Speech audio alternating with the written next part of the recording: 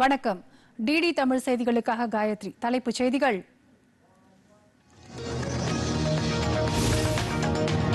தமது 10 ஆண்டு கால ஆட்சியில் தொழில்துறையில் புரட்சி நிகழ்த்தப்பட்டுள்ளது. புதுதில்லியில் உலகளாவிய பாரத் வாகன தொழில் பொருட்காட்சியை தொடங்கி வைத்து பிரதமர் நரேந்திர மோடி பெருமிதம்.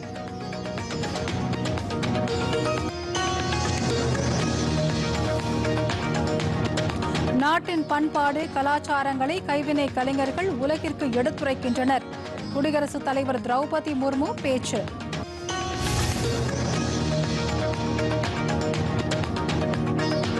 குடியரசுத் தலைவரின் உரைக்கு நன்றி தெரிவிக்கும் தீர்மானம். நாடாளுமன்றத்தில் தொடங்கியது விவாதம். ஹேமந்த் சோரன் கைது நடவடிக்கையை கண்டித்து எதிர்க்கட்சிகள் வெளிநடப்பு.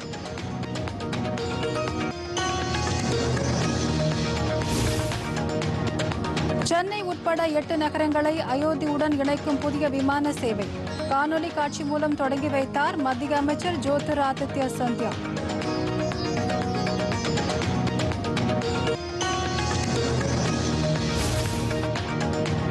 ஜார்க்கண்ட் மாநிலத்தின் புதிய முதலமைச்சராக சம்பை சோரன் பதவியேற்பு. பதவி பிரமாணம் செய்து வைத்தார் ஆளுநர் CP ராதாகிருஷ்ணன்.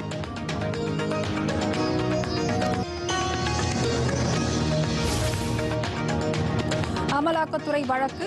ஜார்க்கண்ட் முன்னாள் முதலமைச்சர் ஹேமந்த் சோரனுக்கு 5 நாள் விசாரணைக்கு நீதிமன்றம் அனுமதி.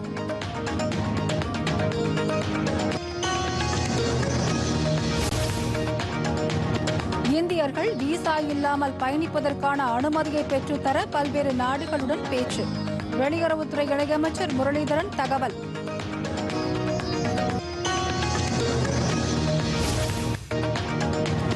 தமிழக வெற்றி கழகம் என்ற பெயரில் புதிய கட்சியை தொடங்கினார் நடிகர் விஜய். 2026 சட்டப்பேரவை தேர்தலில் போட்டியிடப் போவதாக அறிவிப்பு. இங்கிலாந்துக்கு எதிரான 2வது டெஸ்ட் கிரிக்கெட். முதல் இன்னிங்ஸில் வலுவான நிலையில் இந்தியா.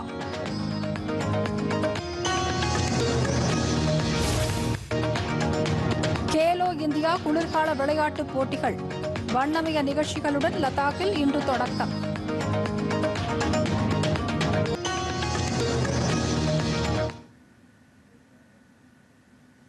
விரிவான செய்திகள். தமது 10 ஆண்டு கால ஆட்சியில் தொழில்துறையில் புரட்சி நிகழ்த்தப்பட்டுள்ளதாக பிரதமர் நரேந்திர மோடி தெரிவித்துள்ளார். புதுதில்லி பாரத் மண்டபத்தில் நடைபெறும் பிரம்மாண்டமான உலகளாவிய பாரத் வாகன தொழில் பொருட்காட்சியை பிரதமர் நரேந்திர மோடி இன்று தொடங்கி வைத்தார்.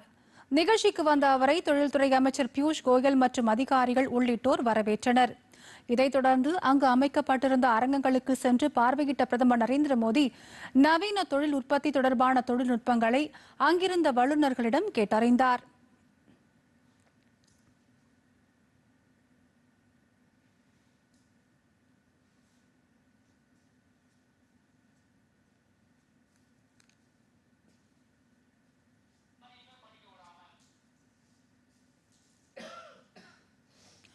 இதைத் தொடர்ந்து நிகழ்ச்சியில் சிறப்புரையாற்றிய பிரதமர் தமது 10 ஆண்டு கால ஆட்சியில் உலக அளவில் இந்தியா மிகப்பெரிய தொழில் புரட்சி நிகழ்த்தும் வகையில் நடவடிக்கைகள் மேற்கொள்ளப்பட்டதாக கூறினார். நாடு தற்போது முன்னேற்றம் மற்றும் வளர்ச்சியை நோக்கி செல்வதை காணும் போது மகிழ்ச்சி அளிப்பதாகவும் அவர் குறிப்பிட்டார்.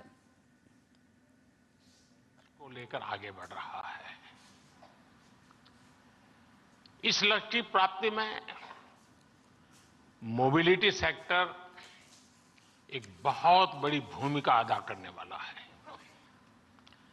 और मैंने लाल किले से कहा था, मैं आज दोबारा उसका पुनस्मरण करा रहा हूं. उसमें मेरा एक विजन भी था, मेरा विश्वास भी था और वो विश्वास मेरा अपना नहीं था. 140 करोड़ देशवासियों का सामर्थ्य के कारण वो विश्वास शब्दों में प्रकट हुआ था और उस दिन मैंने कहा था लाल किले से, यही समय है, सही समय है.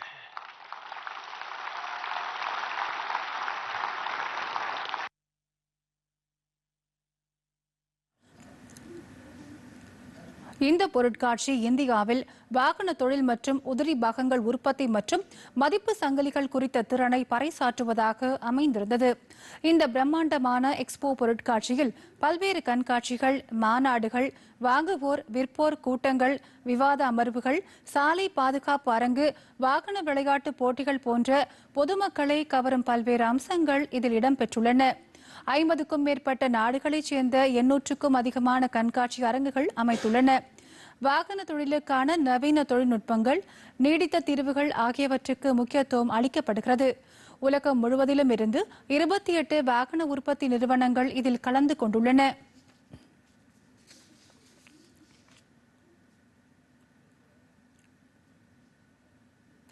நாட்டின் பண்பாடு, கலாச்சாரங்களை கைவினை கலைஞர்கள் உலகிற்கு எடுத்துரைப்பதாக குடியரசுத் தலைவர் திரௌபதி முர்மு கூறியுள்ளார்.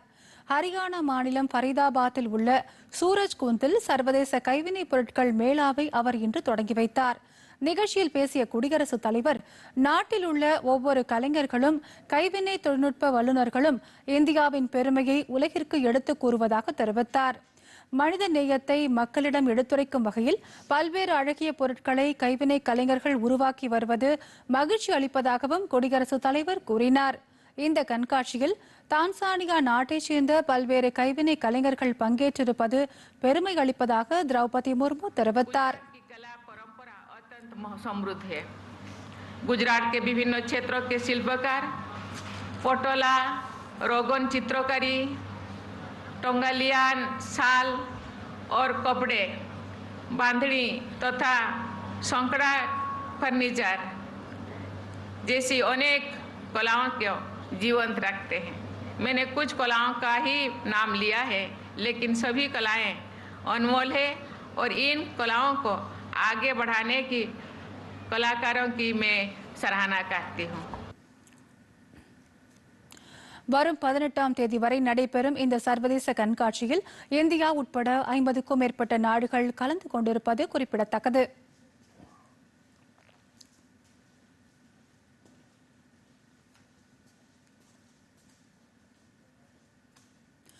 காங்கிரஸ் மக்களவை உறுப்பினர் டி.கே. சுரேஷ் தெரிவித்த சர்ச்சைக்குரிய கருத்து பற்றி இன்று மாநிலங்களவையில் பிரச்சினை எழுப்பப்பட்டது. உறுப்பினர் சுரேஷ் தெரிவித்த கருத்தில் கண்டனத்துக்குரியது என மாநிலங்களவை முன்னவர் பியூஷ் கோயல் கூறினார். இந்த கருத்து எதிர்க்கட்சியான காங்கிரசின் பிரிவினை சிந்தனையின் வெளிப்பாடு என்றும் அவர் குறிப்பிட்டார்.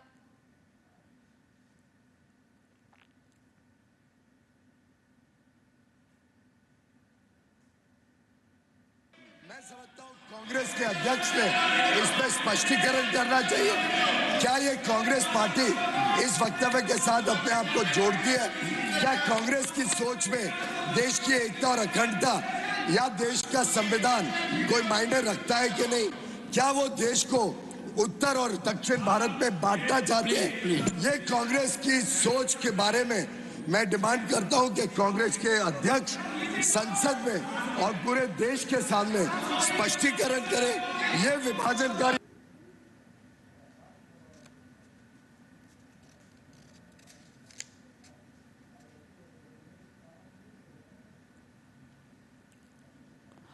இதற்கு பதிலளித்த எதிர்க்கட்சித் தலைவர் மல்லிகார்ஜுன கார்கே, பிரிவினைவாத கருத்தை யார் கூறினாலும் அவர் எந்த கட்சியை சேர்ந்தவராக இருந்தாலும் காங்கிரஸ் கட்சி பொறுத்துக் கொள்ளாது என்று தெரிவித்தார். கன்னியாகுமரி முதல் காஷ்மீர் வரை ஒரே நாடு என்று அவர் கூறினார். चाहे उनके पार्टी का हो, चाहे और किसी के, इस देश को एकता रखने के लिए कोई कहे या नहीं कहे, मैं खुद मल्लिकार्जुन खड़गे होके कहूंगा, कन्याकुमारी से लेकर कश्मीर तक हम एक हैं, एक रहेंगे, एक देश रहेंगे. இதைத் தொடர்ந்து ஹேமந்த் சோரன் கைது நடவடிக்கையை கண்டித்து எதிர்க்கட்சி உறுப்பினர்கள் வெளிநடப்பு செய்தனர்.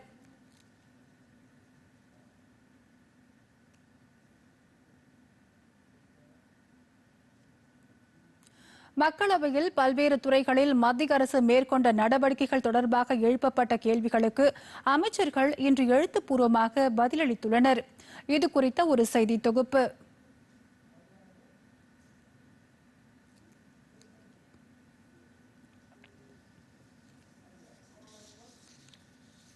இந்தியர்கள் விசா இன்றி 16 நாடுகளுக்கு பயணம் மேற்கொள்ள மத்திய அரசு நடவடிக்கை எடுத்திருப்பதாக வெளியுறவுத்துறை அமைச்சர் ஜெய்சங்கர் தெரிவித்துள்ளார்.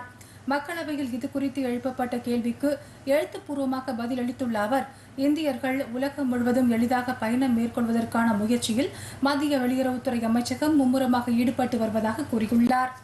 நாடு முழுவதும் இதுவரை 30 கோடி ஆயுஷ்மான் அட்டைகள் பயனாளிகளுக்கு வழங்கப்பட்டிருப்பதாக மத்திய சுகாதாரத்துறை இணையமைச்சர் SP சிங் பாகேல் தெரிவித்துள்ளார். மக்களவையில் இதுகுறித்து எழுத்துப்பூர்வமாக பதிலளித்துள்ள அவர், ஆயுஷ்மான் பாரத் அட்டைகளை கொண்டு நாடு முழுவதும் உள்ள 27,000 மருத்துவமனைகளில் சிகிச்சை பெற வழிவகை செய்யப்பட்டுள்ளதாக கூறியுள்ளார். மத்திய அரசின் உயிர் காப்பீடு மற்றும் மருத்துவ காப்பீடு திட்டம் நாடு முழுவதும் உள்ள அங்கன்வாடி ஊழியர்களுக்கும் வழங்கப்படுவதாக மத்திய மகளிர் மற்றும் குழந்தைகள் மேம்பாட்டுத்துறை அமைச்சர் ஸ்மிருதி இரானி தெரிவித்துள்ளார். அனைத்து மாநில அரசுகளுக்கும் இதுகுறித்து அறிவுறுத்தப்பட்டிருப்பதாக அமைச்சர் எழுத்துப்பூர்வமாக மக்களவையில் கூறியுள்ளார்.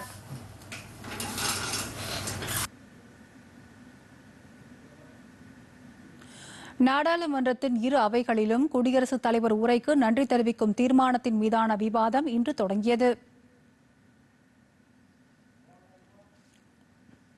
நாடாளுமன்றத்தில் குடியரசுத் தலைவர் உரைக்கு நன்றி தெரிவிக்கும் தீர்மானத்தின் மீதான விவாதம் இன்று தொடங்கியது.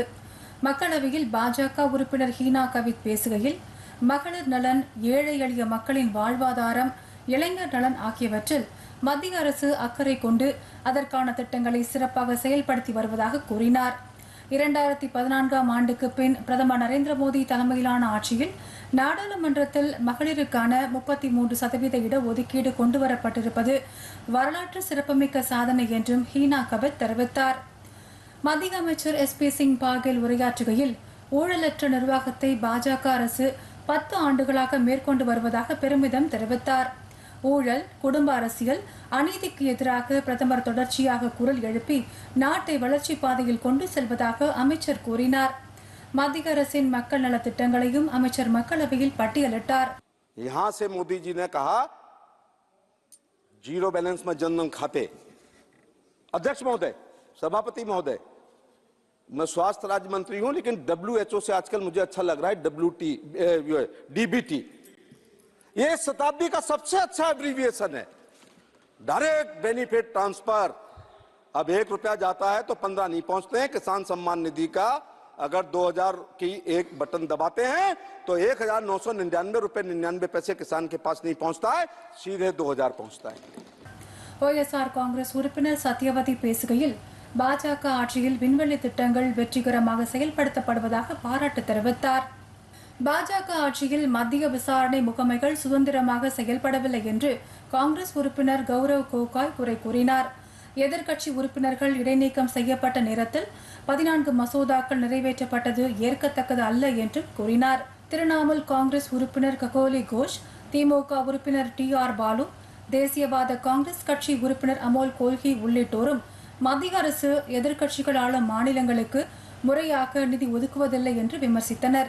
இதனிடையே மாநிலங்களவையிலும் குடியரசுத் தலைவர் உரைக்கு நன்றி தெரிவிக்கும் தீர்மானத்தின் மீதான விவாதம் இன்று தொடங்கியது. பாஜக உறுப்பினர் கவிதா பாட்டிடார், நாட்டில் 25 கோடி மக்கள் வறுமையில் இருந்து மீண்டிருப்பது அசாத்திய சாதனை என்று தெரிவித்தார். நாட்டில் விமான நிலையங்கள் இரட்டிப்பாகி உள்ளதையும் கவிதா பாட்டிடார் குறிப்பிட்டார். பிரதமர் நரேந்திர மோடி இந்தியாவை உலகின் முதல் 5 பொருளாதார சக்திகளுக்குள் ஒன்றாக முன்னேற்றியிருப்பதாக பாஜகவின் விவேக் தாக்கூர் கூறினார். உலகின் நம்பிக்கை நட்சத்திரமாக இந்தியா உருவெடுத்துள்ளதையும் அவர் பெருமிதத்துடன் குறிப்பிட்டு பேசினார். तो हालात भयावह थे। एक जोरदार बहस छिड़ी कि स्टेट ऑफ इकोनॉमी पर व्हाइट पेपर लाया जाए और देश और दुनिया जाने कि किस अवस्था में देश आकर खड़ा। बोला ही जाता था कि भारत फ्रेजाइल 5 में। மாநிலங்களவை எதிர்க்கட்சி தலைவர் மல்லிகார்ஜுன கார்கே பேசுகையில், ரயில்வே துறை, மத்திய பல்கலைக்கழகங்கள், காவல்துறை, எய்ம்ஸ் மருத்துவமனைகள் ஆகியவற்றில் நிரப்பப்படாமல் உள்ள காலி பணியிடங்களை நிரப்ப மத்திய அரசு முன்வர வேண்டும் என்று வலியுறுத்தினார்.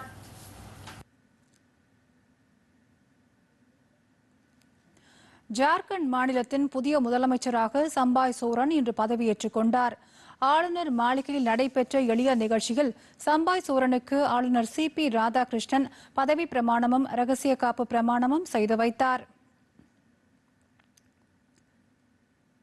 मैं चंपाई सोरेन ईश्वर के शपथ लेता हूं कि जो विषय झारखंड राज्य के मुख्यमंत्री रूप में मेरे विचार के लिए लाया जाएगा अथवा मुझे ज्ञात होगा उसे किसी व्यक्ति या व्यक्तियों को तब तक सिवाय जबकि ऐसे मुख्यमंत्री के रूप में मैं अपने कर्तव्य के सम्यक निर्वहन के लिए ऐसा करना अपेक्षित हूँ मैं प्रत्यक्ष अथवा अप्रत्यक्ष रूप से संचित या प्रकट नहीं करूँगा। அவருடன் காங்கிரஸைச் சேர்ந்த ஆலம்கீர் ஆலன் மற்றும் ராஷ்டிரிய ஜனதா தளத்தைச் சேர்ந்த சத்யானந்த் போக்தா உள்ளிட்டோர் அமைச்சர்களாக பொறுப்பேற்றுக் கொண்டனர்.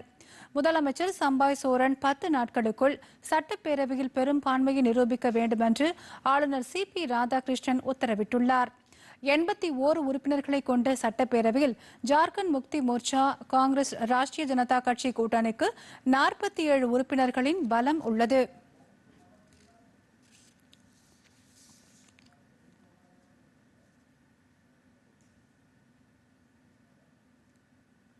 சிறிய இடைவெளிக்கு பிறகு செய்திகள் தொடரும்.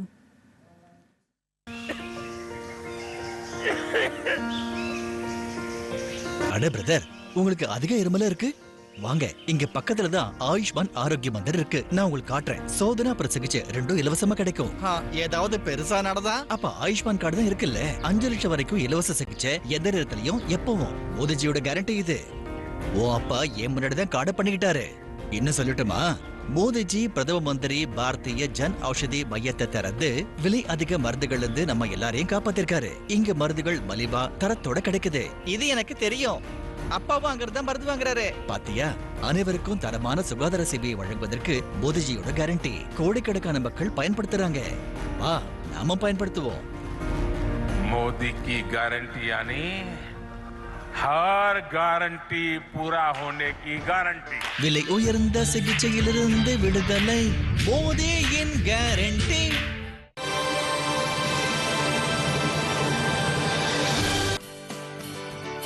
அடா ராமசாமி, ஓ விளைச்சல் என்னாச்சு? அட அடிமாட்டு விலைக்கு கேட்டாங்க, அதனால விக்கல. உங்க விளைச்சல்? ஏன் விளைச்சல் இங்க இருக்கு? ஏன் மொபைல்ல முற்றிலும் பாதுகாப்பா? இது ஏதோ ரசீது மாதிரி இருக்கு. ஏதோ ரசீது இல்ல, டிஜிட்டல் ரசீது. WDRA பதிவு பெற்ற வேர்ஹவுஸ்ல விளைபொருளை விற்கும் போது கிடைக்கும். WDRA இந்திய அரசின் ஒரு அமைப்பு. இது நல்ல மற்றும் சுத்தமான வேர்ஹவுஸுக்கு அங்கீகாரம் கொடுக்குது. அப்படியா? இப்போ நான் இந்த ரசீதின் மகிமையை உனக்கு காட்டுறேன், வா. பாத்தியா, இந்த ரசீது மேல பேங்க் லோன் கிடைச்சிடுச்சு. இது நல்ல விஷயமா இருக்கே. நல்ல விஷயம் இன்னும் இருக்குப்பா, பாருங்க. எப்போ எங்க விளைபொருளுக்கு நல்ல விலை கிடைக்குதோ அப்ப அதை வித்துடுவேன். அப்புறம் பேங்கோட எல்லா லோனையும் அடைச்சிடுவேன். கண்ணு, அப்பா எனக்கு புது பேக் வாங்கிட்டு வந்தீங்களா? ஓ இதோ உன்னோட புது பேக். அப்புறம் உனக்காக ஜிமிக்கி. WDRAவின் முயற்சி விவசாயிகளின் பொருளாதார.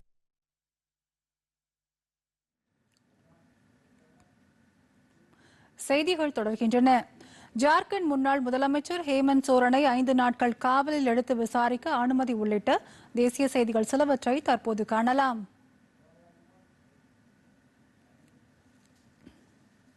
ஜார்க்கண்ட் முன்னாள் முதலமைச்சர் ஹேமந்த் சோரனை 5 நாட்கள் காவலில் எடுத்து விசாரிக்க அமலாக்கத்துறையினருக்கு ராஞ்சி சிறப்பு நீதிமன்றம் அனுமதி அளித்துள்ளது. சட்டவிரோத பண பரிமாற்றம் உள்ளிட்ட வழக்குகளின் கீழ் கடந்த 31ஆம் தேதி ஹேமந்த் சோரனை அமலாக்கத்துறை அதிகாரிகள் கைது செய்தனர். முன்னதாக அவர் தமது முதலமைச்சர் பதவியை ராஜினாமா செய்தார். அவரை ஒருநாள் நீதிமன்ற காவலில் வைக்க ராஞ்சி சிறப்பு நீதிமன்றம் உத்தரவிட்டிருந்தது.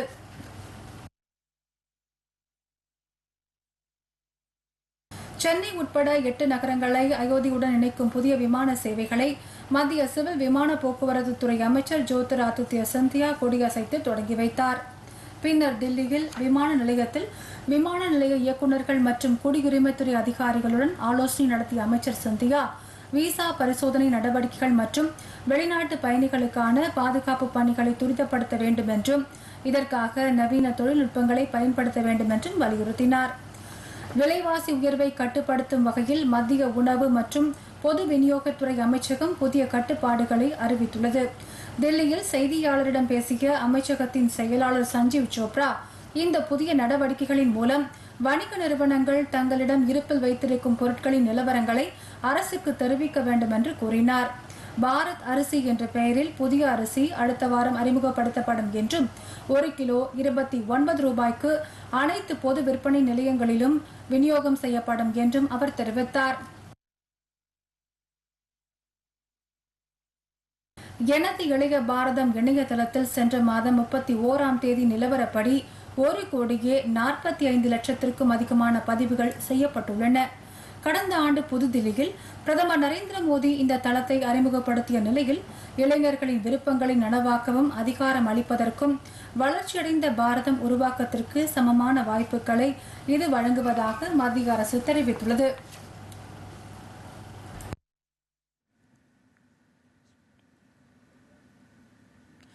தஞ்சாவூர் மாவட்டம் திருபுவனம் கம்பஹரேஸ்வரர் கோவில் மகா கும்பாபிஷேக விழாவில் தமிழக ஆளுநர் RN ரவி கலந்து கொண்டு சுவாமி தரிசனம் செய்தார். 800 ஆண்டுகள் பழமையான இந்த கோவிலில் மகா கும்பாபிஷேக விழா கடந்த 29ஆம் தேதி யாகசாலை பூஜைகளுடன் தொடங்கியது. இதைத் தொடர்ந்து இன்று புனித நீர் நிரம்பிய கலசங்கள் மங்கள வாத்தியங்கள் முழங்க எடுத்து வரப்பட்டன. தர்மபுர ஆதீனம் மாசிலாமணி தேசிக பரமாச்சாரியார் முன்னிலையில் மகா கும்பாபிஷேகம் நடைபெற்றது. விழாவில் தமிழக ஆளுநர் RN ரவி, மதுரை ஆதீனம், சூரியனார் கோவில் ஆதீனம், வேளாக்குறிச்சி ஆதீனம் உள்ளிட்டோர் இதில் கலந்து கொண்டனர். ஏராளமான பக்தர்களும் இதில் பங்கேற்றனர்.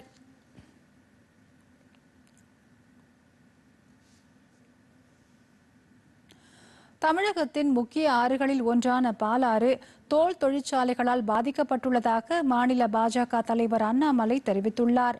திருப்பத்தூர் மாவட்டம் வாணியம்பாடி பகுதியில் என் மண் என் மக்கள் யாத்திரை மேற்கொண்ட அவர் அங்கு நடைபெற்ற கூட்டத்தில் உரையாற்றினார். அப்போது பேசிய அவர், தோல் தொழிற்சாலை பகுதிகளில் கழிவுநீர் சுத்திகரிப்பு நிலையங்களை அமைக்க மானியத்துடன் கூடிய கடன் வழங்க மத்திய அரசு தயாராக இருப்பதாக கூறினார். இந்த விவகாரத்தில் தமிழக அரசு மெத்தன போக்குடன் செயல்படுவதால் சுகாதார சீர்கேடு ஏற்பட்டுள்ளதாகவும் அவர் குற்றம் சாட்டினார். மத்திய அரசின் மக்கள் நலத் திட்டங்களில் சிறுபான்மையினருக்கு அதிக முக்கியத்துவம் அளிக்கப்படுவதாகவும் அவர் தெரிவித்தார். தமிழகத்தில் இருக்கக்கூடிய 6 மாசுபடிந்த நதிகள், தாமிரபரணி இருக்குதுங்க ஐயா, உங்களுடைய பாலாறு இருக்கிறது போல் 6 நதிகள் இருக்கு. 6 நதிகளிலும் அதிகமாக மாசு இருக்கக்கூடிய நதியாக மத்திய அரசு பாலாறு நதியை 2018 சொன்னார். அதன் பிறகு இந்த நதியை சுத்தப்படுத்துவதற்கு இங்க இருக்கக்கூடிய தோல் பதனிடும் தொழிற்சாலைகள் அவர்களுக்கு கழிவுநீர் சுத்திகரிப்பு நிலையத்திற்கு மத்திய அரசு சப்சிடியோடு கொடுப்பதற்கு தயாராக இருந்தும் கூட மாநில அரசுடைய மெத்தனத்துல அவர்களுக்கு அந்த சுகாதார நிலையத்தை கூட கட்டி கொடுக்க முடியாம இன்னைக்கு ஏகப்பட்ட அசுத்தம் பாத்தீங்கன்னா நீங்க குடிக்கக்கூடிய தண்ணி பாலாறுல கலந்து கொண்டிருக்குதுங்க ஐயா.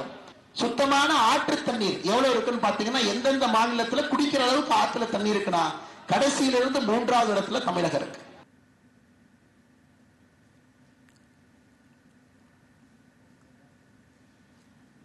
நடிகர் சீமானின் தலைமையிலான நாம் தமிழர் கட்சியைச் சேர்ந்த முக்கிய நிர்வாகிகளின் வீடுகள் மற்றும் அவர்களுக்கு சொந்தமான இடங்களில் தேசிய புலனாய்வு முகமை NIA சோதனை நடத்தியுள்ளது.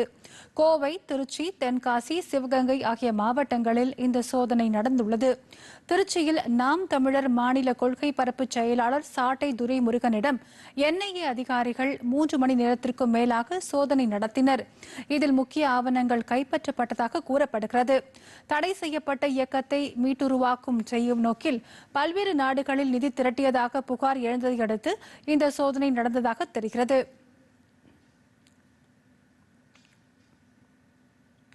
கோவை மாவட்டம் ஆலந்துறை பகுதியில் வசிக்கும் ரஞ்சித் வீட்டில் NIA அதிகாரிகள் சோதனை நடத்தினர். இதேபோல காலப்பட்டி பகுதியில் உள்ள முருகன் என்பவரது வீட்டிலும் சோதனை நடைபெற்றது. ஆயுதம் தயாரித்ததாக கைது செய்யப்பட்ட 2 இளைஞர்களிடம் நடத்திய விசாரணையின் அடிப்படையில் இந்த சோதனை நடைபெற்றதாக கூறப்படுகிறது. தென்காசி மாவட்டம் விஸ்வநாதபேரி கிராமத்தைச் சேர்ந்த மாநில ஒருங்கிணைப்பாளர் மதிவாணனுக்கு சொந்தமான இடத்திலும் NIA அதிகாரிகள் சோதனை நடத்தினர். தடை செய்யப்பட்ட அமைப்புக்காக வெளிநாடுகளில் இருந்து பணம் திரட்டியதாக இவர் மீது புகார்கள் எழுந்தன. மதிவாணன் தென்காசி நாடாளுமன்ற தொகுதியின் நாம் தமிழர் கட்சி வேட்பாளராக அண்மையில் அறிவிக்கப்பட்டார்.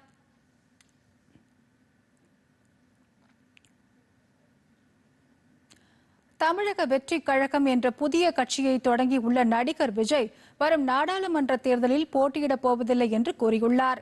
இதுகுறித்து அவர் வெளியிட்டுள்ள அறிக்கையில், தமக்கு பெயர், புகழ் மற்றும் எல்லாமும் கொடுத்த தமிழக மக்களுக்கு முழுமையாக உதவ அரசியல் கட்சி தொடங்கியுள்ளதாக கூறியுள்ளார். நாடாளுமன்ற தேர்தலில் எந்த கட்சிக்கும் தமது ஆதரவு இல்லை என்றும் 2026ஆம் ஆண்டு சட்டப்பேரவை தேர்தலில் போட்டியிட உள்ளதாகவும் அவர் தெரிவித்துள்ளார். நாடாளுமன்ற தேர்தல் முடிந்தவுடன் தமது அரசியல் பயணம் தொடங்கும் என்றும் ஒப்புக்கொண்ட திரைப்படத்தின் பணிகளை முடித்த பின்னர் முழுமையாக அரசியலில் ஈடுபட போவதாகவும் நடிகர் விஜய் குறிப்பிட்டுள்ளார்.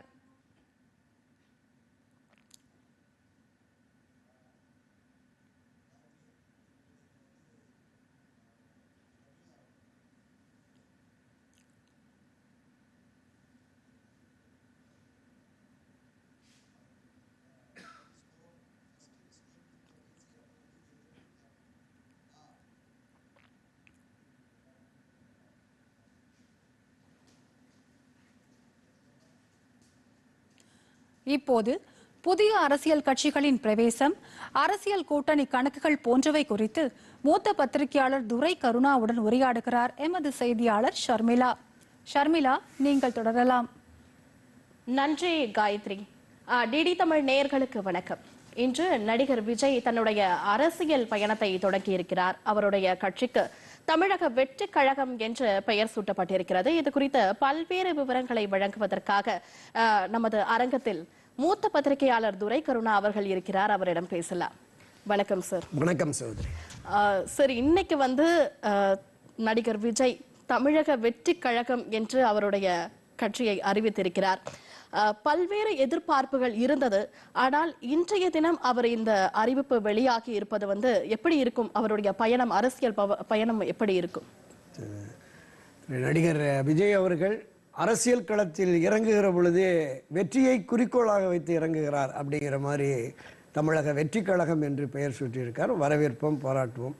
ஆனால் தமிழக அரசியல் களம் என்பது எப்படி இருக்கிறது என்றால், ஒரு அரசியல் கட்சியினுடைய வலிமையும் தேர்தல் வெற்றி தோல்வியையும் பணம்தான் தீர்மானிக்கிறது அப்படிங்கிற ஒரு கால சூழலில் தான் இவர் அடியெடுத்து வைத்திருக்கிறார். தமிழ் திரையுலகிலே அவருக்கென்று ஒரு தனி செல்வாக்கு இருக்கிறது. இளைஞர்கள் மத்தியிலே ஒரு பெரிய ஈர்ப்பு இருக்கிறது. அதுவே வாக்காக மாறி நாம் அரசியல் களத்திற்கு வந்தால் வெற்றி தேடி தரும், அதன் பிறகு நாம் ஆட்சி அதிகாரத்திற்கு இந்த தமிழக மக்களுக்கு நல்லது செய்வோம் என்கிற நல்ல எண்ணத்தோடு நம்பிக்கையோடு வந்திருக்கிறார். வருகிற பொழுதே இருக்கிற திரைப்படத்தை முடித்துவிட்டு நேரடியாகவே அரசியலில் முழுமையாக ஈடுபடுவதாக தெரிவித்திருக்கிறார். அதுவுமே வரவேற்கத்தக்க ஒரு விஷயமாக தான் பார்க்கிறோம். ஆனால் இந்த தமிழ்நாட்டை பொறுத்தளவில் ஒரு ஆகப்பெரிய அரசியல் கட்சிகளாக மிகப்பெரிய 2 கட்சிகள் இருக்கிறது. ஒன்று அனைத்து இந்திய அண்ணா திராவிட முன்னேற்ற கழகம், இன்னொன்று திராவிட முன்னேற்ற கழகம். இந்த 2 பெரும் அரசியல் கட்சிகளும் வலிமையான கட்டமைப்போடு, நிர்வாகிகள் பலம், தொண்டர்கள் பலம், மக்கள் ஆதரவோடு இருக்கிறது. கடந்த 50-60 ஆண்டுகளாக இந்த 2 பெரு அரசியல் கட்சிகள் தான் ஆட்சி அதிகாரத்திற்கு வருகிறது, வெற்றி தோல்வியை தீர்மானிக்கின்றன. தனித்தோ கூட்டணியிலோ வெற்றியை அவர்கள் தான் தீர்மானிக்கிறது அப்படிங்கிற மாதிரியான நிலைமை இருக்கிறது. இதை தாண்டி ஒரு அரசியல் இயக்கம் வெற்றி பெற முடியுமா என்றால் முடியாது என்பதுதான் இதுவரையிலுமான நிலை. மரியாதைக்குரிய அண்ணா திராவிட முன்னேற்ற கழகத்தினுடைய நிறுவன தலைவர் அமரர் எம்ஜிஆர் அவர்கள் 1972 அரசியல் கட்சியை தொடங்கினார். அவர் அரசியல் கட்சியை தொடங்குவதற்கு முன்பு சுமார் 20 ஆண்டுகள், 1952 72 வரைக்கும் 20 ஆண்டுகள் அரசியல் கட்சியிலே பயணித்தார். 57, 62, 67, 71 4 தேர்தல்களை எதிர்கொண்டார், மக்களை சந்தித்தார். திரைப்படத்தின் மூலமாக, திரைப்பட பாடல் காட்சிகள் மூலமாக, வசனங்கள் மூலமாக மக்களுக்கு தேவையான விஷயங்களை கொண்டு சென்றார்.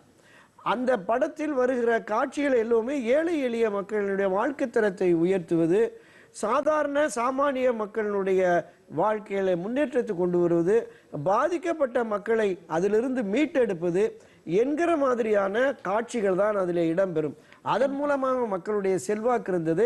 அந்த செல்வாக்கின் விளைவாக அவர் அரசியல் கட்சி தொடங்கிய பொழுது தொடர் வெற்றிகளை பெற்றார்.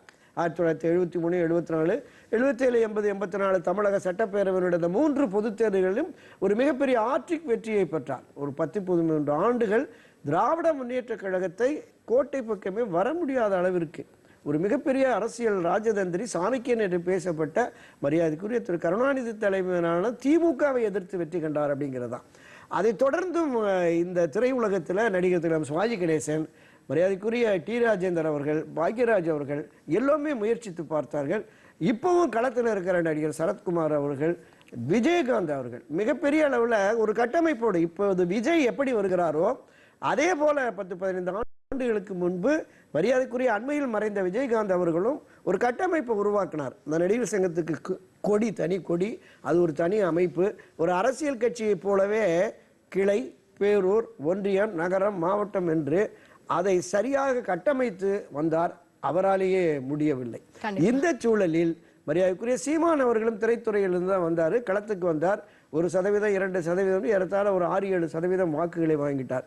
திரு விஜய் அவர்கள் இப்போது ஒரு மிகுந்த நம்பிக்கையோடு களத்திற்கு வந்திருக்கிறார். வந்தவர் லஞ்ச ஊழலற்ற ஒரு நேர்மையான ஆட்சியை, எனக்கு இனி சினிமா இல்லை முழு நேரமாக ஈடுபடுகிறார். நிச்சயமாக வரவேற்கத்தக்கது. எல்லோருமே முயற்சித்த அந்த முயற்சி கைகூடாத நிலையில் விஜயின் முயற்சி கைகூடுமா? லஞ்ச ஊழலற்ற ஒரு அரசாங்கத்தை நிறுவ முடியுமா? மிகப்பெரிய கேள்விக்குறி. ஏனென்றால் கடந்த ஒரு 90களுக்கு பிறகு ஒரு 30-40 ஆண்டுகளாகவே தமிழக அரசியல் களமும் தேர்தல் களமும் அதனுடைய வெற்றி தோல்வியை பணம் தான் தீர்மானிக்குது. ஒரு அரசியல் கட்சி வேட்பாளரை தேர்ந்தெடுக்கிற பொழுது உன்னால் எத்தனை கோடி செலவு பண்ண முடியும் என்று கேட்டுதான் வேட்பாளரை தேர்வு செய்கிறார்கள். திரு விஜய் அவர்கள் எத்தனை கோடிகள் வைத்திருக்கிற வேட்பாளரை களமிறக்குவார்? பெரிய கேள்விக்குறி. லஞ்ச ஊழலே இல்லை, வாக்காளர்களுக்கு பணமே கொடுக்க மாட்டேன், ஒரு நேர்மையான நல்லாட்சியை தருவேன் என்று இவர் தொடர்ந்திருக்கிற இந்த முயற்சி 2026 அதன் பிறகு 2031-36 ஒரு 10 ஆண்டுகள் மக்களோடு பயணப்பட்டு இந்த லஞ்சம் இல்லாத ஊழல் இல்லாத ஒரு முயற்சி 2026ல வெற்றி பெறுவதுதான் எங்களுடைய இலக்கு அப்படின்னு சொல்லியிருக்காரு சார் அவருடைய அறிக்கையில. இல்ல அரசியல் கட்சி தொடங்குகிற அனைவருடைய இலக்குமே ஒரு ஆட்சி அப்படிங்கிற மாதிரி தான் இருக்கு. தமிழகத்தில் இருக்கிற ஒரு 141 அரசியல் கட்சிகள் இருக்கு, எல்லாமே ஆட்சிக்கு வருவோம் அப்படிங்கிற மாதிரி தான் இருக்காங்க. ஆனால் சாத்தியமா என்பதுதான் கள நிலவரம் என்ன என்பதுதான் பார்க்கணும். இன்றைக்கு வாக்காளர்களுக்கு பணம் கொடுப்பது என்பது தவிர்க்க முடியாத ஆயிடுச்சு. தேர்தல் ஆணையம், காவல்துறை, மத்திய காவல்துறை, மாநில காவல்துறை எவ்வளவோ ஃபோர்ஸஸ் இருந்தும் கூட அதை தடுக்கவே முடியல. பல்வேறு வகையில் கொலுசா, நகையா, பணமா, பரிசு பொருட்களாக கொண்டு போய் சேர்த்துடுறாங்க. ஒரு கிராமத்தில் எங்க கிராமத்திற்கு வாக்காளர் இன்னும் பணம் கொடுக்கல அப்படின்னு சாலை மறியலில் ஈடுபடுற ஒரு கொடுமையான செயலை பார்த்துருக்கிறோம். இல்லை சார், இதெல்லாம் தான் இப்போ வந்து சமூகத்திலையும் சரி, பொருளாதாரத்திலையும் சரி, அரசியல்லையும் ஒரு மாற்றம் தேவை. அதுக்கு ஒரு அதிகாரத்தில் இருந்தால் தான் பண்ண முடியும், நான் கண்டிப்பா இதை பண்ணுவேன் அப்படின்ற மாதிரி தான் ஒரு அறிக்கை இன்னைக்கு விஜய் அவர்கள் நிச்சயமாக நான் பார்த்தேன். ஒரு மிக தெளிவான விரிவான அறிக்கை. முன்னோர்களிடமிருந்து நிறைய கற்றுக்கொண்டேன் அப்படிங்கிற மாதிரிலாம் அவர் சொல்லியிருக்கிறார். அவருடைய நோக்கம் சரியான நோக்கம்தான். எனக்கு ஒரு நினைவு வருகிறது. கிட்டத்தட்ட ஒரு 40-42 வருஷத்துக்கு முன்னாடி ஒருவர் தங்க பாரதம் கட்சின்னு ஒரு கட்சியை அறிவிச்சுட்டு ஒரு அந்த ஏறத்தாழ ஒரு 250-300 பக்கங்கள் கொண்ட இந்த மாநிலத்தை எப்படி ஆட்சி செய்வதுன்னு சொல்லிட்டு ஒரு பெரிய புத்தகமே கொடுத்திருந்தார். நிர்வாக ரீதியாக எப்படி நிதி திரட்டுவது, எப்படி ஆட்சி நடத்துவது, அதை பார்த்தோன்னே பிரமிச்சு போயிட்டோம். ஆனால் ஒரு 6 மாசத்துல காணாம். அப்படி ஒரு கட்சி தொடங்கினதோ என்னமோ இல்லை. ஆனால் மிக பிரபலமானவர், விஜயை பொறுத்தளவில் பிரபலமானவர். இந்த 18 வயது கடந்த இளைஞர்கள், புதிய வாக்காளர்கள் அவர்கிட்ட இருக்காங்க. நான் குறிப்பிடுறது வெற்றி தோல்விக்கான வாக்காளர்கள். ஒரு அரசியல் கட்சி வெற்றி பெற வேண்டும் என்றால் குறைந்தபட்சம் 37-40% வாக்குகள் வெற்றி பெற்றால்தான் ஆட்சி அதிகாரத்திற்கு வர முடியும். தனித்து திரு விஜய் தேர்தல் களம் கண்கிற பொழுது அதிகபட்சமாக என்னுடைய கணிப்பு சரியாக இருக்குமானால் ஒரு 6-7% தான் வாங்கலாம். தொடக்க காலத்தில் மரியாதைக்குரிய விஜயகாந்த் அவர்களுக்கு சரி, இப்போதுமே கிட்டத்தட்ட ஒரு 4-5 தேர்தலை ஒரு 10-12 ஆண்டுகள் அரசியல் களத்திலே பயணித்த சீமான் அவர்களே இப்போதான் வந்திருக்கிறாரு 6-7%. திரு விஜய் இன்னும் கொஞ்சம் அதிகமாக பெறுவார், ஆதரவாளர்கள் இருக்கிறாங்கன்னா தொடக்கத்திலே ஒரு 5-6%. ஆனால் ஆட்சி அதிகாரத்திற்கு வருவதற்கான வாய்ப்பு என்பது இப்போதைக்கு இல்லை. நான் சொன்ன மாதிரி மக்களுடைய பிரச்சனைக்காக களமிறங்கி மக்களோடு போராடி மக்களை இந்த வாக்குக்கு பணம் கேட்கிற நிலையிலிருந்து மாற்றி அவன் கொண்டு வரணும். அப்படி வருகிற பொழுது ஒரு பெரிய சங்கல்பம் வேள்வியாக எடுத்துதான் மக்களும் அந்த வேள்விக்கு துணை போகணும். நாங்கள் எந்த லஞ்சமும் வாங்க மாட்டோம், யாருக்கும் கொடுக்க மாட்டோம், நேர்மையானவர்களுக்கு வாக்களித்து ஒரு நல்லாட்சியை நாங்கள் நிறுவோம் என்கிற சங்கல்பத்தை எடுத்தால்தான் நிச்சயமா விஜயனுடைய கனவு நிறைவேறும். கண்டிப்பா சார், ஒரு தெளிவான ஒரு கருத்தை சொன்னீங்க. டிடி தமிழ் சார்பாக நன்றி சார். நன்றி. காயத்ரி, நீங்கள் இனி செய்திகளை தொடரலாம். மிலா. நன்றி ஷர்மிளா. இனி மற்ற செய்திகளை பார்க்கலாம்.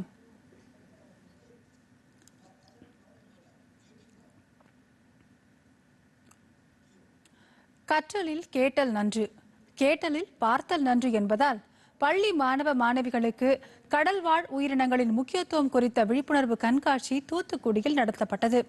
இது குறித்த ஒரு சிறப்பு செய்தி தொகுப்பை தற்போது காணலாம். நமது நாட்டில் சுமார் 6000 கிலோமீட்டர் தூரம் கடற்கரை உள்ளது. தமிழகம், மும்பை, கேரளா, ஆந்திரா, மேற்கு வங்காளம் உள்ளிட்ட பல்வேறு பகுதிகளில் லட்சக்கணக்கான மீனவர்கள் கடலை நம்பி வாழ்ந்து வருகின்றனர். கடல் உணவுப் பொருட்கள் ஆண்டுக்கு பல ஆயிரம் கோடி ரூபாய் அளவிற்கு ஏற்றுமதி செய்யப்படுகிறது. நாட்டின் மீன் வளத்தை பெருக்கவும் மீனவர்களின் தரத்தை உயர்த்தவும் தூத்துக்குடியில் இந்திய வேளாண் ஆராய்ச்சி கழகத்தின் கீழ் இயங்கி வரும் மத்திய கடல் மீன்வள ஆராய்ச்சி நிலையம் பல்வேறு ஆராய்ச்சிகளை மேற்கொண்டு வருகிறது. இந்த மையத்தின் நிறுவன நாளை முன்னிட்டு கடல்வாழ் உயிரினங்கள் பற்றிய கண்காட்சி நடைபெற்றது. முத்து வளர்த்தல், அரிய வகை சிப்பிகள், அவை உருவாகும் முறை, அரிய வகையான மீன்கள், பவளப்பாறைகள், அதன் தன்மைகள், கடல் விசிறிகள், கடல் பஞ்சுக்கள், சங்குகள், கணவாய்கள் உள்ளிட்ட பல்வேறு கடல் வளம் மற்றும் கடல் சார்ந்த பொருட்கள் கண்காட்சியில் இடம்பெற்றிருந்தன. திசு வளர்ப்பு முறையில் செயற்கையாக தயாரிக்கப்பட்ட கடல் முத்துக்கள் பற்றிய விளக்கம் அளிக்கப்பட்டது. அலங்கார மீன்கள் உள்ளிட்ட பல்வேறு கடல்வாழ் உயிரினங்கள் இந்த கண்காட்சியில் இடம்பெற்றிருந்தன. இந்த கண்காட்சியை ஏராளமான பள்ளி, கல்லூரி மாணவ மாணவிகள் கண்டு பயனடைந்தனர். இது தங்களது கற்கும் அறிவை மேம்படுத்திக் கொள்ள ஒரு சிறந்த வாய்ப்பாக இருந்ததாக பள்ளி மாணவ மாணவியர் தெரிவித்தனர். நாங்கள் இங்கே பவளப்பாறைகள் பார்த்தோம், அதுக்கப்புறம் இறால்கள் பார்த்தோம், அப்புறம் மீன் வகைகள் நிறைய பார்த்தோம். அதுக்கப்புறம் கடலில் இருக்கிற உயிரினங்கள், சிப்பிகள், முத்துக்கள் அதெல்லாம் எப்படி இருக்கும், அந்த முத்துக்களை எப்படி வரும் அப்படிலாம் பார்த்தோம். நிறைய விஷயங்கள் கற்றுக்கிட்டோம். குட் மார்னிங் சார், நான் ஹனிஷா, நான் குட் ஷெப்பர்ட் ஸ்கூல் தூத்துக்குடியிலேருந்து வந்திருக்கோம். நாங்கள் CFRIக்கு இங்கே வந்திருக்கோம் எல்லாரும் பார்க்குறதுக்கு. இங்கே பழைய நிறைய அழிஞ்சு போன ஃபிஷ்ஷஸ் எல்லாருமே நீட்டாக பதப்படுத்தி வச்சுருக்காங்க. இது ஸ்டடீஸ்க்கு நிறைய யூஸ்ஃபுல்லாக இருக்கும். கடல்ல ஃபிஷ் அது மட்டும் தான் இருக்குன்னு நினைச்சோம். நிறைய டிஃப்ரெண்டான திங்ஸ் நிறைய கத்துக்கிட்டோம். அவுட் ஆஃப் சிலபஸ் நிறைய பார்த்தோம். அது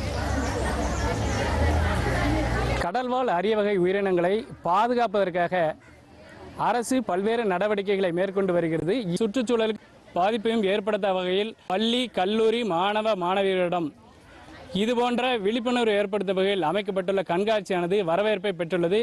இது அவர்களது கல்வி அறிவை வளர்க்கும் வகையிலே அமைந்துள்ளது. டிடி தமிழ் செய்திகளுக்காக தூத்துக்குடியிலிருந்து லக்ஷ்மணன்.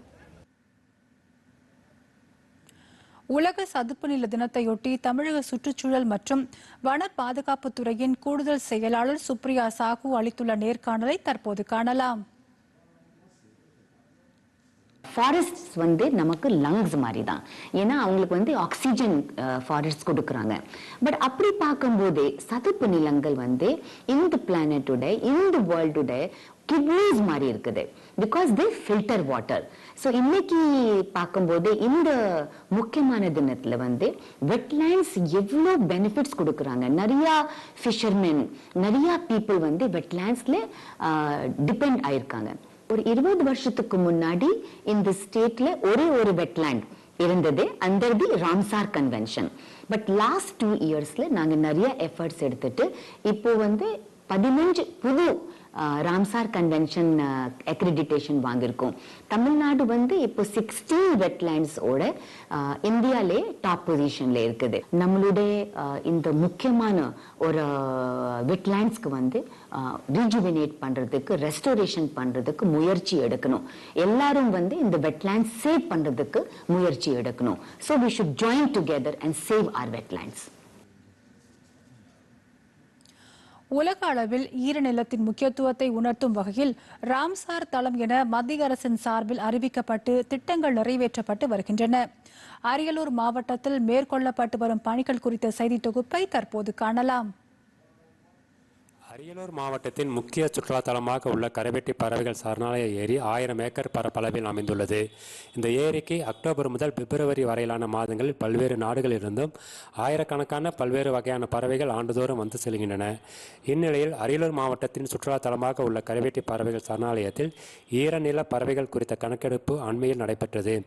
மாணவர்கள், வனப்பணியாளர்கள், பேராசிரியர்கள், தன்னார்வலர்கள் ஆகியோரை கொண்டு உருவாக்கிய 10 குழுக்கள் மூலம் அரியலூர் மாவட்டத்தில் உள்ள வெங்கனூர் ஏரி, சுக்கர சுக்கிரன் ஏரி, இலந்தைக்கூடம் ஏரி உட்பட 10 ஈர நிலங்களில் நீர்வாழ் பறவைகள் கணக்கெடுப்பு நடைபெற்றது.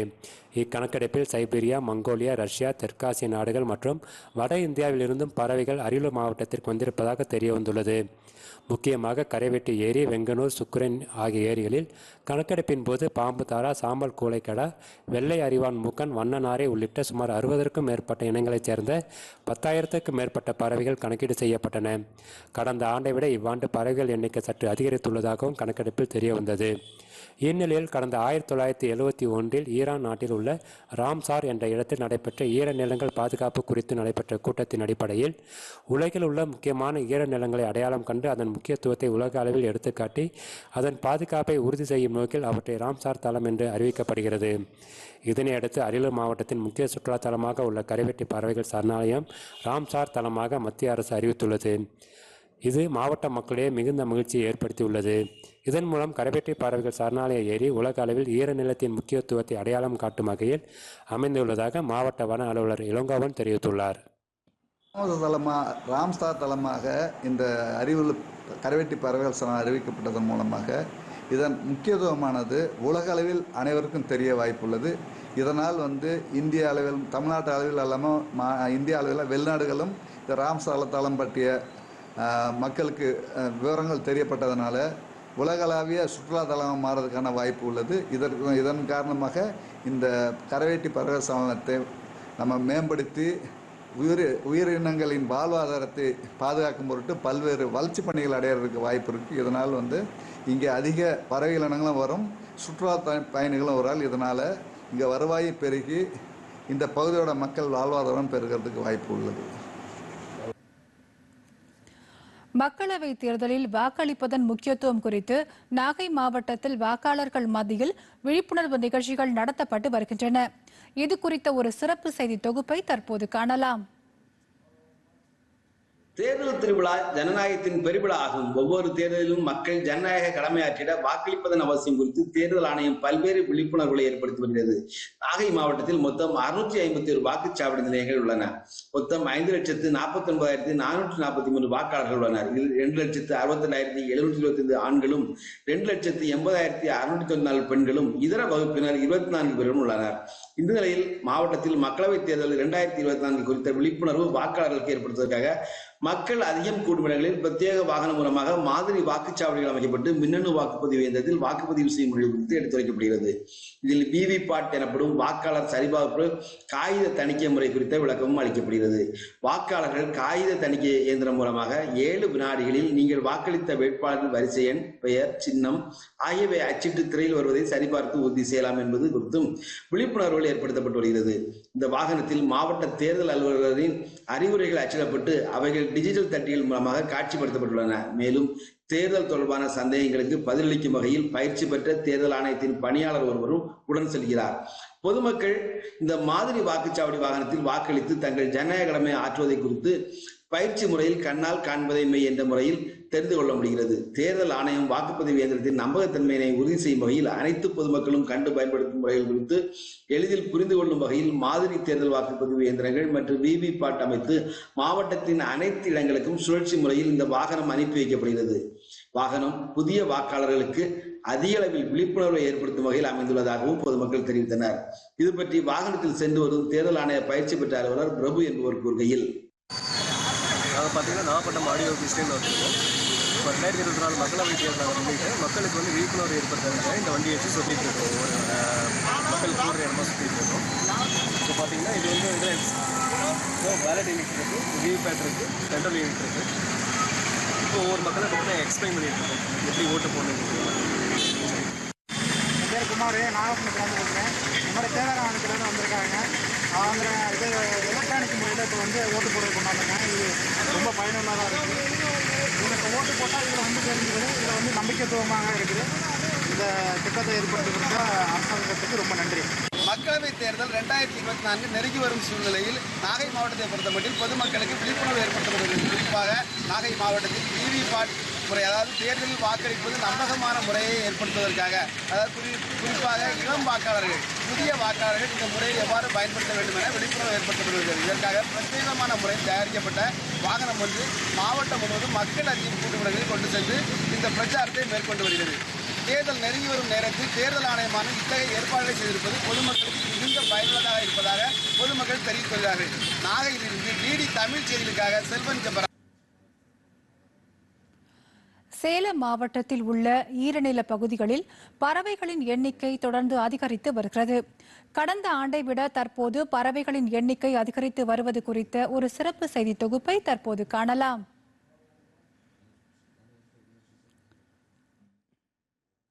உணவுச் சங்கிலியில் பறவைகள் முக்கிய இடம் பிடிக்கின்றன. குறிப்பாக ஈரநில பகுதியில் வாழும் பறவைகள் அப்பகுதியின் பசுமைக்கு முக்கிய காரணிகளில் ஒன்றாக உள்ளன.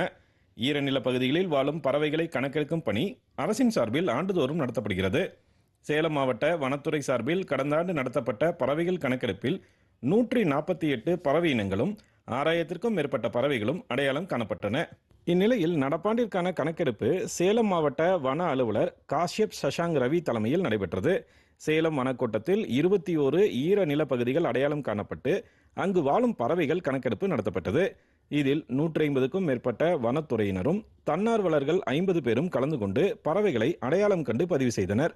இதில் சிட்டுக்குருவி, தையல் சிட்டு, ஊதா தேன் சிட்டு, கருஞ்சிட்டு, புத்தர் சிட்டு, பச்சை பருஞ்சுருட்டான், சின்னான், பனங்காடை, குறுங்காடை, கதிர்குருவி உள்ளிட்ட 155 வகையான பறவை இனங்கள் அடையாளம் காணப்பட்டுள்ளன.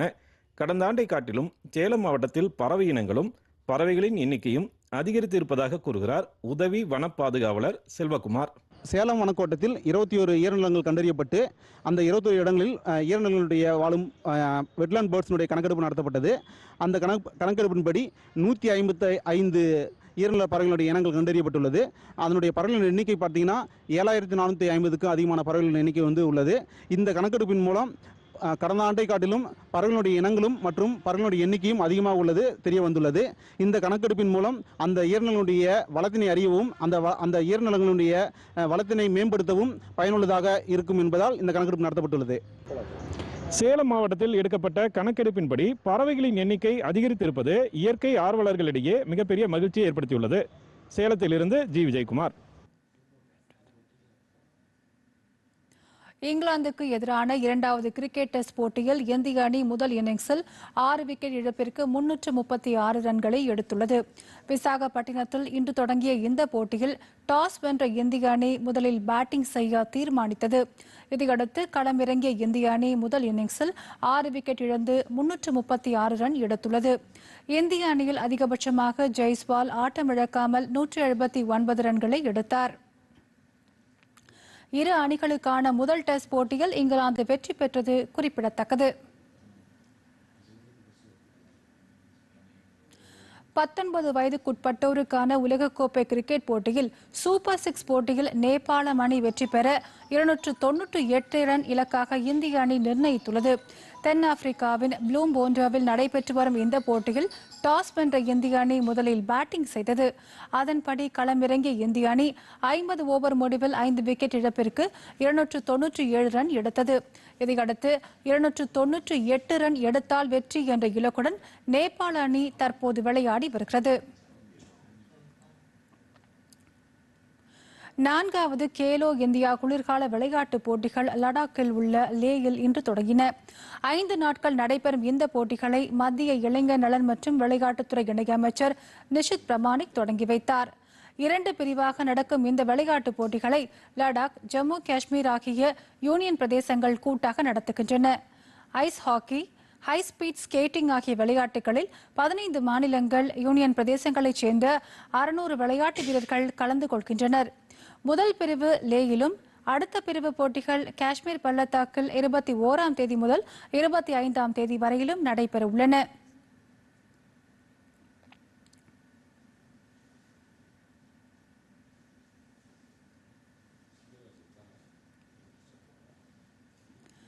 இனி வருவது எக்ஸ்பிரஸ் செய்திகள்.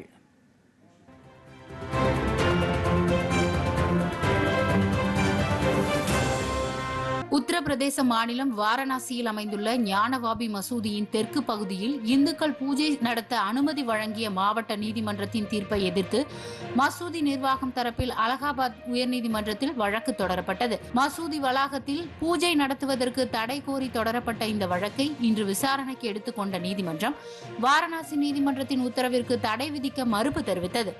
மேலும் வாரணாசி நீதிமன்றத்தின் முந்தைய உத்தரவுகளை எதிர்த்து முஸ்லிம் தரப்பினர் மனு தாக்கல் செய்த கூடுதல் அவகாசம் வழங்கிய நீதிமன்றம் விசாரணையை பிப்ரவரி 6ஆம் தேதிக்கு ஒத்திவைத்தது. அரசியலுக்கு வருவதற்கு முடிவு எடுத்துள்ள நடிகர் விஜய்க்கு அமைச்சர் உதயநிதி ஸ்டாலின் தனது வாழ்த்துக்களை தெரிவித்துள்ளார். இது தொடர்பாக சென்னையில் இன்று நடைபெற்ற செய்தியாளர்கள் சந்திப்பில் கருத்து தெரிவித்த அவர், நடிகர் விஜயின் மக்கள் பணி சிறக்கட்டும் என்றும் புதிய கட்சியை தொடங்கிய விஜய்க்கு தனது பாராட்டுக்களை தெரிவித்துக் கொள்வதாகவும் கூறினார். இந்திய ஜனநாயகத்தில் யார் வேண்டுமானாலும் அரசியல் கட்சி தொடங்க உரிமை உள்ளது என்றும் அவர் தெரிவித்தார். தமிழக வெற்றி கழகம் என்ற பெயரில் நடிகர் விஜய் புதிய அரசியல் கட்சி தொடங்கி உள்ளதற்கு அரசியல் பிரபலங்கள் பலரும் வரவேற்பு தெரிவித்துள்ளனர். நாம் தமிழர் கட்சி ஒருங்கிணைப்பாளர் சீமானும் நடிகர் விஜய் தொடங்கியுள்ள கட்சிக்கு வரவேற்பு தெரிவித்துள்ளார்.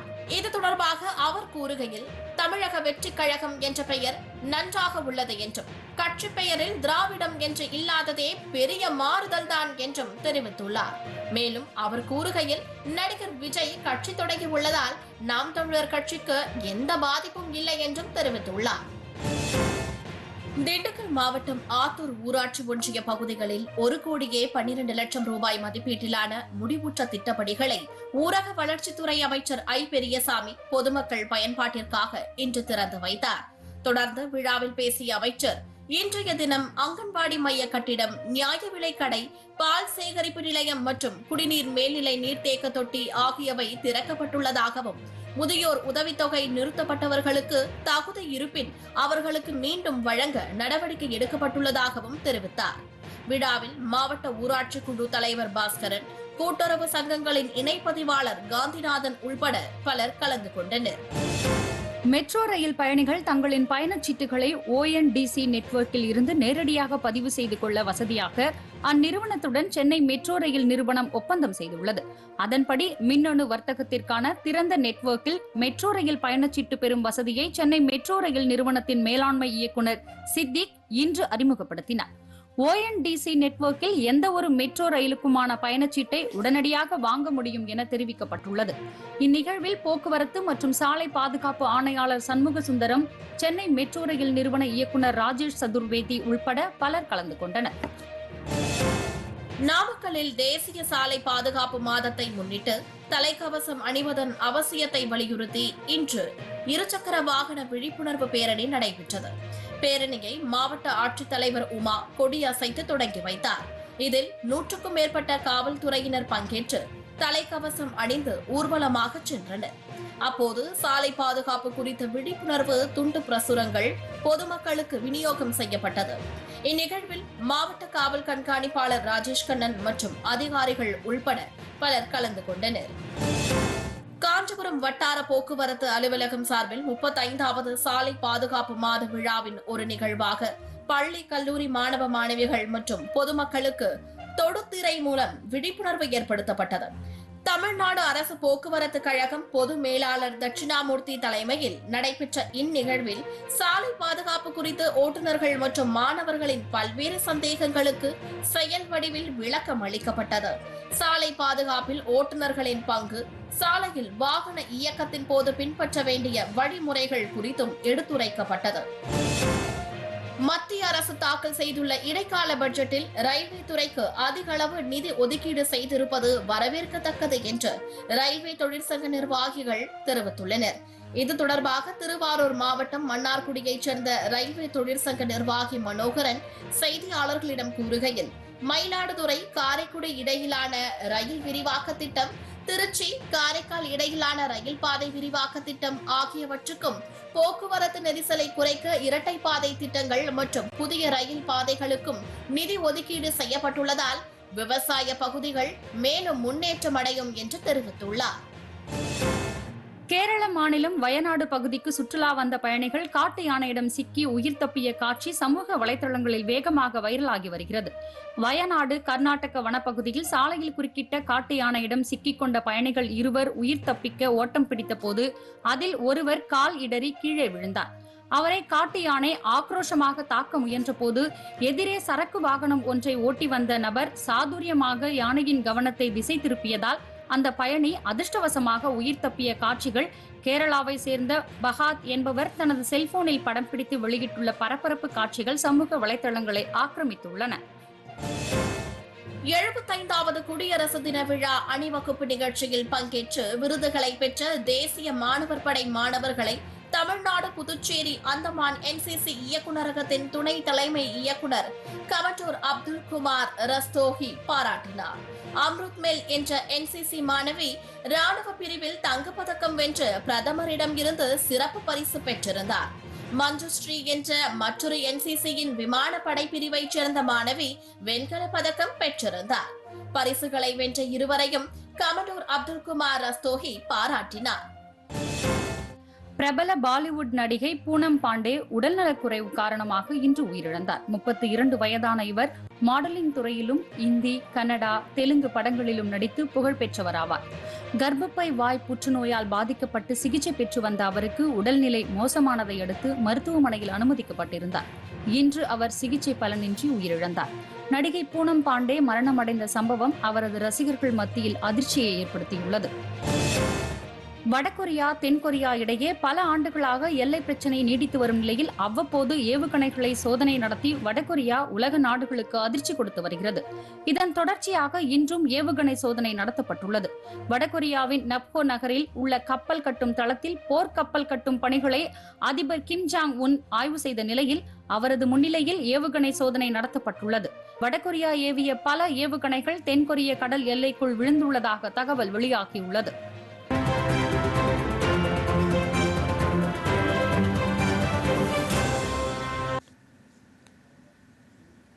இத்துடன் செய்திகள் நிறைவடைகின்றன. மீண்டும் செய்திகள் இரவு 10 மணிக்கு. வணக்கம்.